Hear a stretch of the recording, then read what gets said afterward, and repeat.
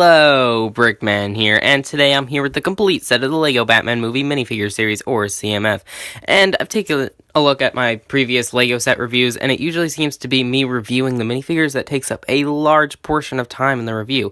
So, let's see how quickly I can do 20 minifigures. So without further ado, for sure, let's get into this. Alright, we're gonna start off with the heroes. So to start us off, we've got Lobster, Lovin, Batman.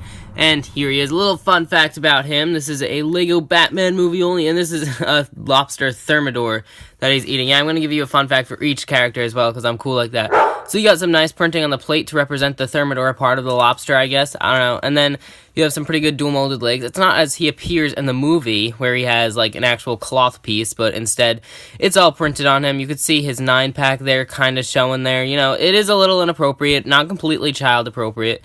But you do also have some really good arm printing, and once again, the leg printing is a very detailed robe. I like it. And then underneath, you have a new Batman expression, though honestly, I'm not a fan of this expression. Like, that smile just seems a little low on the face, maybe, and not so great. That's just me. Next up here is Vacation Batman. And no, he does not go on vacation during the film, but he is wearing this when he's swimming in his little pool with the dolphins. This is a really cool cowl piece because now it got the goggles molded onto them, and that's really cool. And then underneath, you even get a new face for Bruce Wayne, even though honestly it does look really weird, just like how thick the eyebrows are. I don't know, it just seems like the printing went a little haywire there. And then you also have the bat symbol all over this torso piece, just like it's crazy. And then the arms too. Then you even have a little one on the shorts, which are dual molded legs, and the flippers as well. What a great fig. Of course, you have this giant floating ducky thing, which kind of has a little Robin mask on it, and that is just awesomely amazing. Right, next up here is Glam Metal Batman. You know, he's just a rock star, and the fun fact is that Robin actually wore this in the film, and Batman did not. But anyways, you could see the normal cowl, but with printed silver bat signal, around the eyes, and then this is kind of a new expression because it has like a similar mouth, and then the eyes are closed, so I don't know, it's complicated, but it is only one-sided, and I don't think this is a new mold. It might be, just it's not that big of a deal, it seems like, but it is cool just to have, you know, shoulder pads. Same old Batcave as you'd ever so get, and then once again, some more of his abs showing off there. And also, this guitar is a pretty cool piece, you know. Oh gosh, I dropped it. Man, that's flat, I can't pick it up. Okay, it's got like silver printing on it and stuff as well.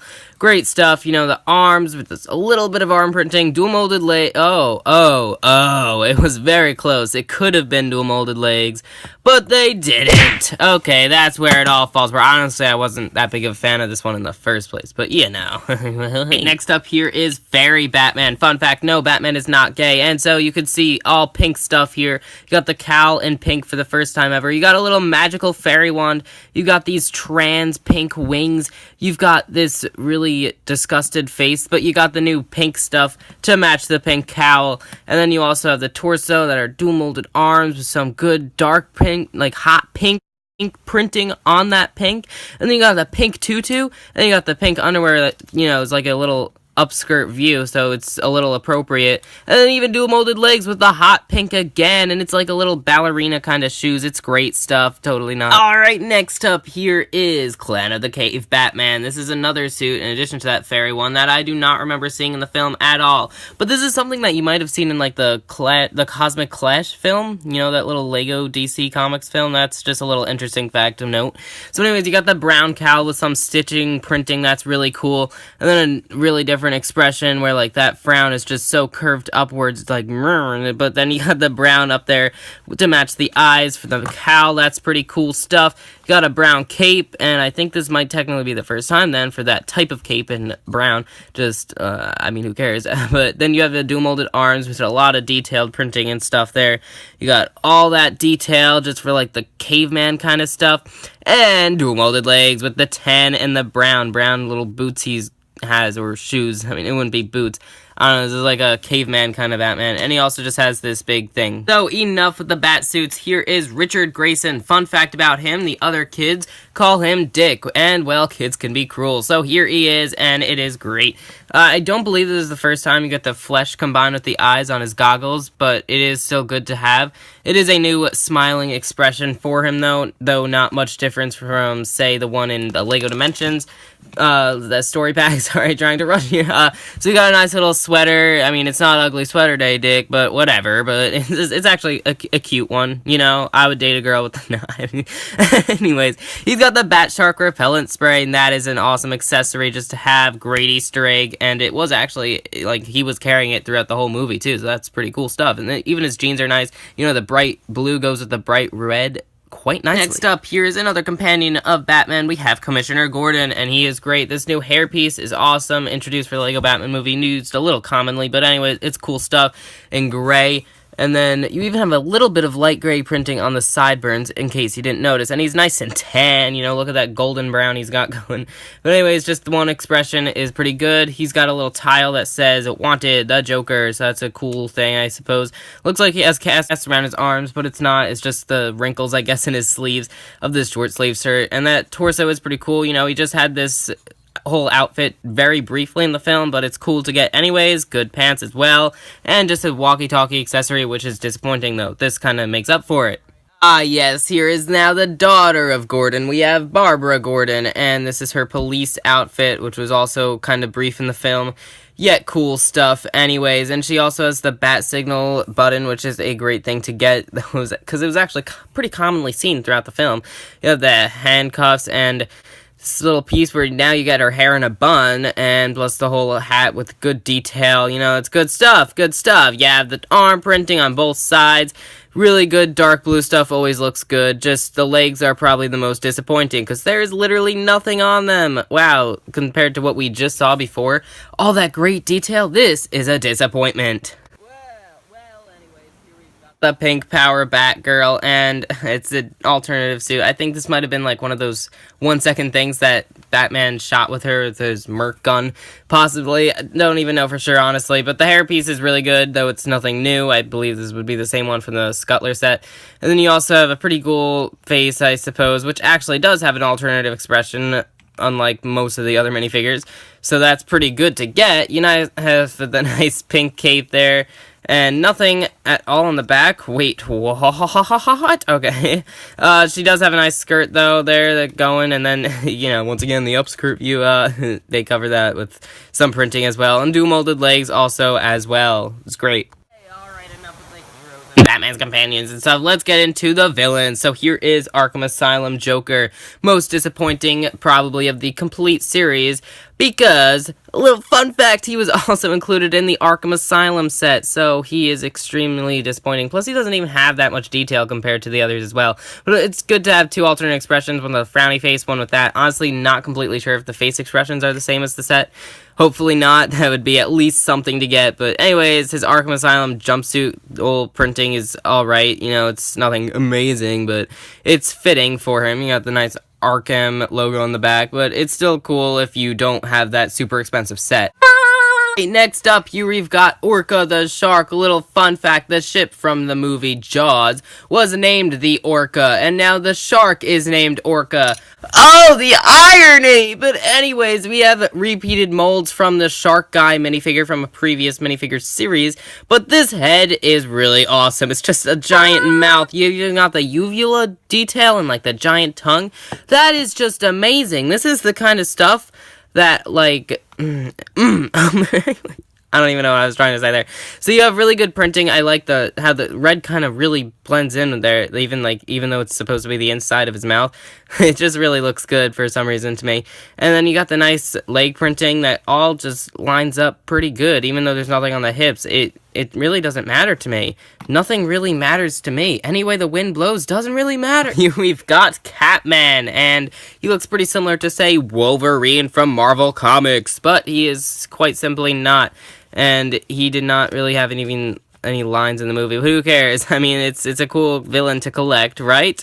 He does look pretty bad, like ugly and stuff. I'm not a fan of the yellow and brown combo, but anyways, we've got nice tan, golden brown skin again, and the face doesn't look too bad, but he does have these claws like a cat, not like a Wolverine. And then you also have the nice brown belt. That is pretty good to get. Like, that's probably the best part. I wasn't expecting that belt. But anyways, he also has dual molded legs. I should say that's the best part. But once again, not a fan of the color combo. It's just me. Next up here, we've got Nurse Harley Quinn. Fun fact, she is probably one of the worst nurses in history. But anyways, she actually looks really good. I like the white with the red and the black, you know, it just looks awesome. You can see like the white of her skin like matches up with her head, and yet it's also the same color as the torso, and therefore she kind of looks naked. But anyways, you got the same hairpiece from the previous sets, though you just stick in this hat there in the little tiny hole. Looks like they planned that out completely. But anyways, her face is actually exclusive in a way, and it looks probably one of like the best one for the LEGO Batman movie, even though it's from the minifigure series. Got good arm printing, great detailed torso printing, not so much on the back though, and the dual-molded legs look great, and no, she does not have her skates this time around, and that is just fine, because, well, she's a nurse. Why should she be on skates, huh? Oh, yes, almost forgot to show this, the Arkham Asylum H+J. She's in love with Mr. J. Alright, next up, here is King Tut. Fun fact about him, he was actually only introduced in the 1960s Batman TV series. So now he's back in the LEGO Batman movie. Isn't that just awesome? He's also based on the ancient Egypt character in real life, King Tut. But he's got that staff, this snake, this... No, it's not a new mold, because, you know, they've had other Egypt-related themes.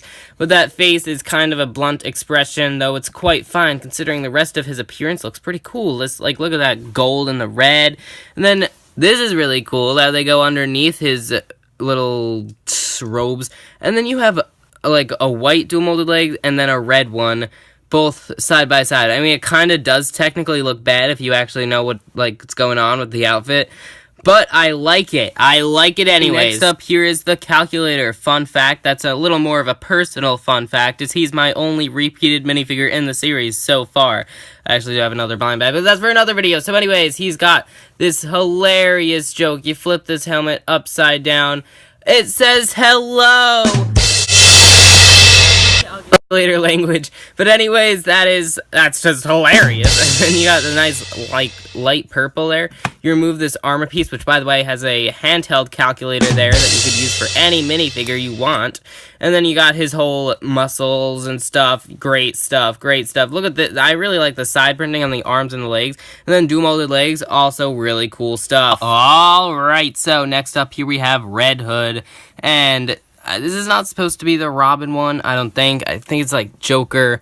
Let's just say, yeah, it's Joker for the sake of this video. But anyways, we've got a really good mask there printed on for Red Hood.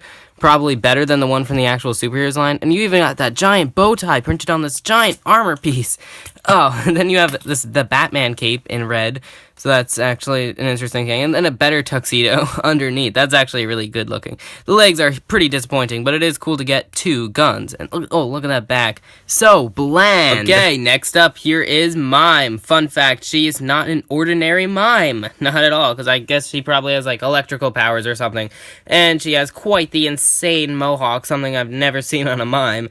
And, anyways, yeah, so you can see that, I mean, this isn't so comic accurate, really, that stoops down a lot more, but I guess this should be a little more appropriate, perhaps. You have lines on her arms and then her legs, just some extra detail that works out quite nicely, though then it fails at the back of the legs, which you'd expect. Next up here is Eraser, and he is a pretty cool-looking supervillain. I mean, sure, he may be a little lame, considering his whole thing is based on an eraser. Like, not even a full pencil. Like, wouldn't you have maybe, like, stab someone with the sharp tip of a pencil? But no, you're just gonna erase them from existence. Is that what he did? I don't even know. I don't know anything. But anyways, he says he's got this little paper thing. I guess it's a letter to erase. I don't know. But this is actually a new mold, I think. Yeah, because look at that. You got, like, the yellow on both sides. Matches with his torso nicely, though the top doesn't matter. But then you just stick on this pink piece to make it an eraser, and he's got that nice little yellowish orange tux going on, though it's not like a full thing, doesn't have like a tie or anything, but it's quite nice anyways.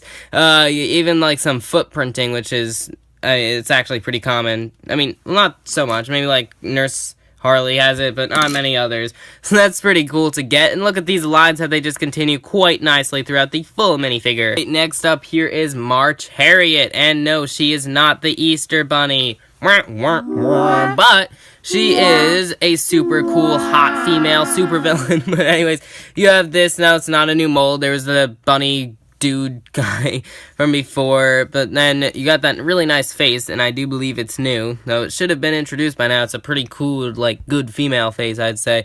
You got some nice arm printing. It's not so much, but it's good enough.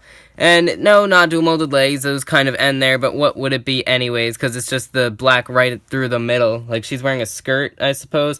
Yeah, pretty much. But anyways, really good printing throughout the whole thing. Ew, even on the back. Moving quite along, we've got Zodiac Master, and I guess he uses fishes and crabs and stuff, but in the silver form. I've never seen a silver crab like that. I mean, like, this could be like a salmon, like fish, but I don't know about that crab. I don't know about that, but anyways, he's got a pretty good face expression. Oh, okay, there we go. And you got the little Z, I guess that's his logo, even though it's pretty lame, but we do have all these nice symbols just all throughout him, and I have no idea what any of that stuff means. I guess it's something Zodiac related, but then, once again, what are these sea creatures doing? I don't know. Alright. So, overall, this is quite a great minifigures series. Alright, you got a lot of new molds, super detailed printing on most of the figures, and that is awesome. And probably the best part, I'd say, would be the super villains included in this series, only because they're all brand new characters for even the superheroes line. Forget LEGO Batman movie.